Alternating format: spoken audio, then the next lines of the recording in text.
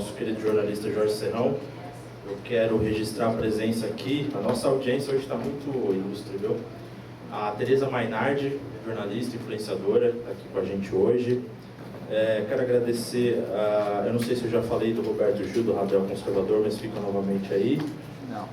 Quero agradecer o nosso também membro dos gays com Bolsonaro, o Wellington Santos, que está ali, o nosso reservório de direito. Não sei se eu sabia. A revelação, estou tirando do armário aqui. Tirando do armário, desculpa. Eu quero aqui já começar com a bancada da TV Oeste, chamando aqui o nosso querido Jorge Serrão.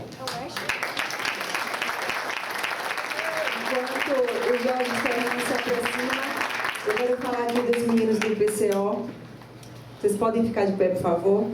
Eu vou fazer isso porque eu já vi esses meninos e outros deles que estão na LESP, fortemente vereador, olha, Jorge Serrão. Eu já vi esses meninos na LESP defendendo o que eles acreditam. Eu já vi a militância esquerdista indo para cima deles. Eu acompanho eles lá, fiéis, defendendo o que acredita, participam sempre que tem evento aqui na Câmara, estão comigo em algumas manifestações. Então, muito obrigada pelo trabalho de vocês, por vocês resistirem aí.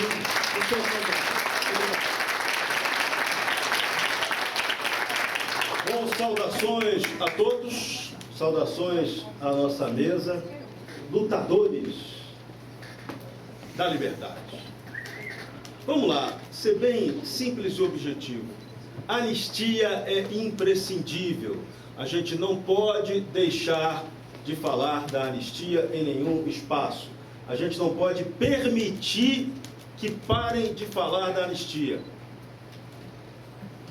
É tanta coisa errada que acontece no Brasil que tem toda hora alguém com uma ideia muito boa colocando o tema da anistia de lado. Não, ele é o número 1 da agenda presidencial desse ano, dessa eleição de 2026. A anistia. Por que ela é a principal? Que ela é o caminho do que esse país precisa. Pacificação. Sem anistia não haverá pacificação. Pacificação não é fim da polarização. Entendam isso. Tem gente que fica criticando a polarização. Polarização é excelente. Sem polarização não existe atividade política. A política depende da polarização. Só que tem que ser uma polarização baseada em quê? Na tolerância, no respeito, no entendimento, no verdadeiro debate. Que o sistema de poder no Brasil, o que ele quer? Impedir, calar, censurar. Censura é inconstitucional no Brasil. E sabe quem decidiu que a censura é inconstitucional no Brasil? Eu gosto de lembrar disso todo dia. O Supremo Tribunal Federal. Na ADPF 130, guardem isso. ADPF 130. Quem puder, baixe e leia. Os votos dessa ADPF são a garantia da defesa da liberdade de expressão. Ninguém pode ser criminalizado por opinião no Brasil. E o que está acontecendo nos últimos tempos? Desde a primeira instância judicial, as Gestapos. Tem muita Gestapo aqui na Alemanha brasileira, na Alemanha Tupiniquim, promovendo, atacando, condenando quem emite opinião. O 8 de janeiro, o episódio da condenação do 8 de janeiro, nada mais foi do que isso. Calar a liberdade das pessoas de se expressarem ou por palavras ou no espaço público. Então isso é inaceitável, é inconstitucional. E quem decidiu isso, repito, foi o Supremo Tribunal Federal. Então o que a gente precisa hoje? Só lembrar que nós, o povo, Supremo é o povo, lembrar ao outro Supremo que ele tem que ser o Supremo Tribunal Federal, ser a Corte Constitucional. Porque o Constituinte de 88 ele errou. Ele podia ter aproveitado a possibilidade de ter botado o nome certo para as coisas certas. Quando você tem um nome errado, o nome errado ou o nome impreciso, ele cria problema. Supremo Tribunal Federal não, tinha que ser Corte Constitucional, que é o guardião da Constituição, por melhor que seja essa Constituição. Você pode criticar a Constituição e aprimorá-la. O povo é supremo por quê? O povo é o único que pode criar, modificar e aprimorar as instituições. Por isso que ele é supremo. Por isso que o povo é supremo. Então botem sempre na cabeça, o povo é supremo. E esse povo supremo quer anistia. O Caivano vai falar bem sobre isso. No Brasil, na nossa história, nós tivemos 48 anistias. Então não dá para engolir o argumento que tentou evocar agora, de que, se a gente aprovar uma anistia, o Supremo não vai aceitar a anistia. Não tem essa possibilidade. Supremo é o povo. A anistia é uma decisão política, não é uma decisão jurídica. Esse é outro ponto que tem que ficar na cabeça de cada um. A anistia é imprescindível porque ela sinaliza a pacificação, param as perseguições. Aqui a gente está perseguido o tempo todo por um sistema tirânico de poder. Aqui não tem ditadura, aqui tem tirania. Caivano gosta de citar isso, cita lá o Barão de Montesquieu, né? Barão de Montesquieu definiu a tirania claramente como a união entre o executivo e o judiciário, ou vice-versa, para promover o regime autoritário, o autoritarismo, o despotismo. É isso, tirania é isso, é tirania. O que a gente tem hoje é tirania. Tudo no Brasil de errado é feito dentro da lei. E aí eu vou para a anistia. Tem como aprovar uma anistia que o Supremo considere incontestável? Tem.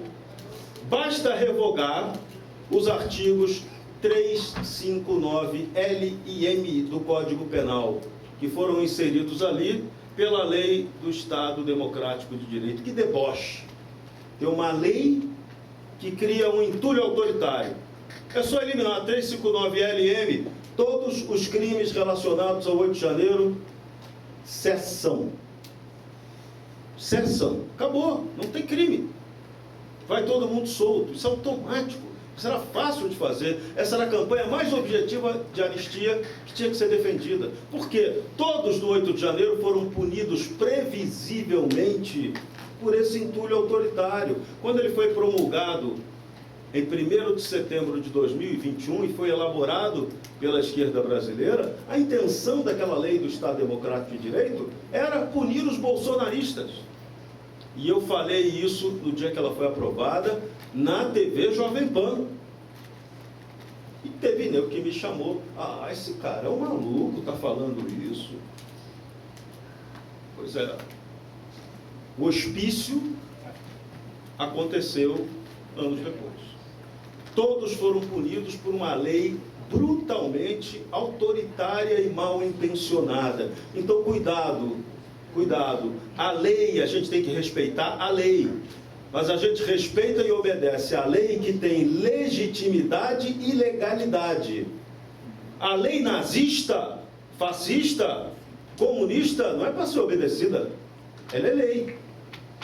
E hoje a punição no Brasil acontece dentro da lei. A tirania tupiniquim, ela acontece dentro da lei. Quem está sendo um braço de instrumento dessa tirania é o judiciário, que deveria ser e tem que ser o guardião da lei. O Supremo Tribunal Federal, que é o guardião da Constituição, está fazendo tudo dentro da lei. Tá? Então a gente tem que aprender duas coisas. O Brasil é um país que tem regramento excessivo, excesso de leis. Temos que eliminar a quantidade absurda de leis que temos em vigor. E aquelas que são contra o interesse do conceito de democracia, todas elas têm que ser eliminadas. Democracia é o quê? Qual é o conceito mais objetivo de democracia? Democracia é a segurança do direito através do pleno exercício da soberania do povo. Se o povo não é soberano ou não exerce a soberania, não tem democracia. É isso, é simples. É simples. A gente só precisa ter os conceitos certos, com a aplicação certa, para ciência política ser usada. E aqui a gente não está fazendo isso. A gente está se deixando levar por uma falta de agenda, por uma falta verdadeira de compromisso democrático e por uma dose gigantesca de ignorância e de canalice. Por quê? O Brasil é um país dominado pelo crime institucionalizado. O que é crime institucionalizado? É a associação delitiva entre criminosos de toda espécie e membros da máquina estatal nos seus 3 poderes, nas suas 3 instâncias, União, Estados e municípios. Isso é crime organizado. Olha lá para o escândalo do Banco Master, do INSS e outros crimes menos votados. Vocês vão ver que tudo que está acontecendo hoje é uma sucessão do que aconteceu no Mensalão, no Petrolão, no Eletrolão, que sequer foi apurado, e agora tem INSS, Banco Master e outras coisas que virão. Que o partido da perda total voltou para o poder com a sanha de levar mais do que eles já levaram nas roubalheiras anteriores. Então, não podemos permitir que essa roubalheira, que isso aqui continue sendo o país dominado pelo crime. A única maneira de combater o crime é com legalidade, com legitimidade. Essa é a nossa luta. Por isso que é imprescindível lutar pela anistia. Eu faço questão de falar da anistia todos os dias nos programas que eu participo. E olha que eu faço mais programa que as meninas do Job. Com a vantagem que eu não preciso me prostituir. Mas é programa o dia inteiro. Tem dia que é 9h30 no ar, ao vivo. Então, a anistia tem que ser lembrada todo dia. Infelizmente, tem gente que esquece dela. Uns por inocência, outros por pouca memória e outros por canalice completa. Porque sabem que se houver anistia, a gente volta a ter o primado da liberdade imperando nesse país. E a gente só vai reconstruir esse país, a gente só vai ter uma república de verdade, e não a república que nós temos hoje, que é uma república oligárquica, rentista, medieval, criminosa, porque a gente aceita esse jogo. O povo elege mal os seus representantes e depois reclama. Vamos parar com esse negócio. Ai, mas o povo coitadinho. Não, o povo coitadinho, o cacete. A responsabilidade é nossa. Nós, o povo, temos a obrigação de mudar a coisa. Se espelhem no exemplo dos Estados Unidos da América. Daqui a pouco Donald Trump vai emitir o discurso mais importante que o presidente americano emite, que é o discurso do Estado da União. Vocês têm ideia do que significa isso? O cara faz um pronunciamento para fazer o balanço do que ele fez e do que ele vai fazer, baseado no respeito à Federação Americana, à independência dos Estados. Aqui Brasília obra e anda na nossa cabeça todo dia, e a gente aceita esse jogo. Nós vamos para uma reforma tributária que vai arrebentar com estados e municípios no ano que vem. Por isso que o Lula armou para não se reeleger. Ele não quer segurar a bomba. Aí nós é que vamos segurar a bomba. Então a gente tem que ter uma agenda que cuide da anistia, do combate ao crime, do respeito à liberdade e da construção de um país sério, focado no capitalismo e no desenvolvimento. É isso que a gente tem que botar na cabeça. Mas antes, tomemos vergonha na cara e vamos eleger os melhores representantes. Honrar aqueles que foram excelentes parlamentares, repetir o voto neles. E aqueles que foram uma porcaria, mandar para a lata do lixo da história. Essa é a missão que nós temos esse ano eleitoral. Entender que a nossa luta pela liberdade está apenas começando, que o comunismo está aqui há mais de 60 anos e o crime está dominando a gente aqui há várias décadas também. Então a nossa luta não vai ser fácil, mas a gente vai vencer. Valeu? Então vamos para a vitória.